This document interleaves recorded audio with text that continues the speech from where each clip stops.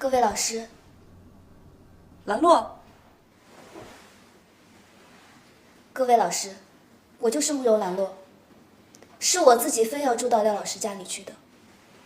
而且，自从我住进了廖老师家里，廖老师就搬到学校来住了，一直都没有回去过。这件事情归根到底是我自己的问题，跟廖老师无关。兰洛，你不要瞎说，他有没有把你怎么样？妈，有问题的不是廖老师，是你。妈，你总说我不回家，但是你从来都没有想过我为什么不回家。自从我爸爸去世以后，你回过几次家？我看保姆的时间都比看你的多。你带回来的那些男人，他们都用那样的眼光对我，我真的不知道我该怎么办。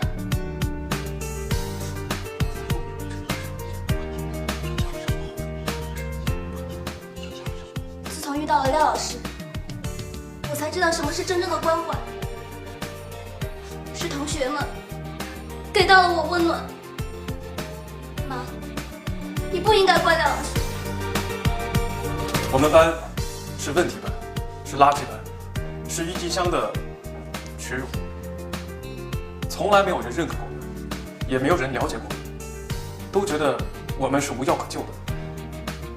对，我们是有很多地方不对，我们也想纠正，可谁又给过机会呢？因此，我们只能破罐子破摔，让我们感觉有存在感。我们班一共来过17位老师，应该是吧？说实话，一开始我们也不喜欢他，我们捉弄他、欺负他，但到后来我们真的发现，他和别的老师不一样。虽然他上课确实一般，懂的东西还没我们多，但他让我们学会了一点，那就是尊严。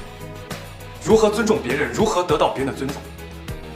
我记得他跟我们说过一句话：人的伟大之处是在于面对困难的时候，还能摆出崇高的姿态。我相信，如果我们有更多的时间，我们会让大家看到一个完全不一样、一个崭新的高二班。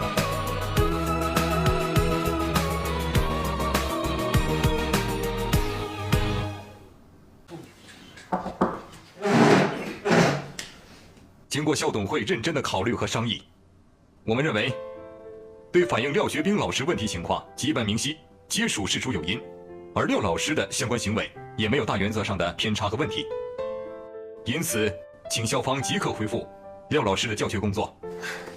但是，本着对学生认真负责的态度，高二班的去留问题不做结论，等期中考试成绩出来以后再议。如高二班未能达到同年级其他班级平均水平，则按邱主任意见解散这个班。